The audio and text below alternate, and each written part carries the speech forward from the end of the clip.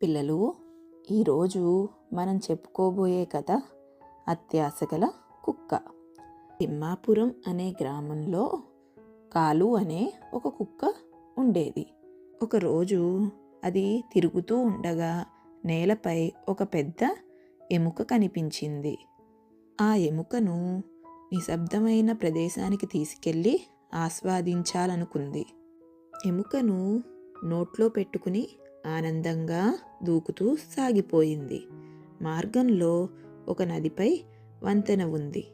వంతెనను దాటుతుండగా కింద నీటిలో చూసి ఆగిపోయింది.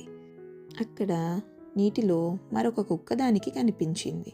అది నిజానికి కాలునే, నీటిలో కనిపించిన అతని ప్రతిబింబం.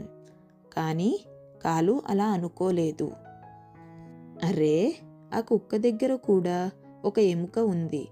దాని ఎముకను కూడా సంపాదిస్తే నాకు 2 ఎముకలు వస్తాయి అని కాలు ఆశపడింది.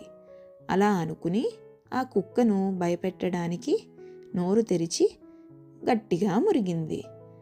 కానీ నోరు తెరిచిన వెంటనే ఎముక నీటిలో పడిపోయింది. ప్రవాహంలో ఆ ఎముక దూరంగా కొట్టుకుపోయింది. కాలు మాత్రం నిరాశగా మిగిలిపోయింది.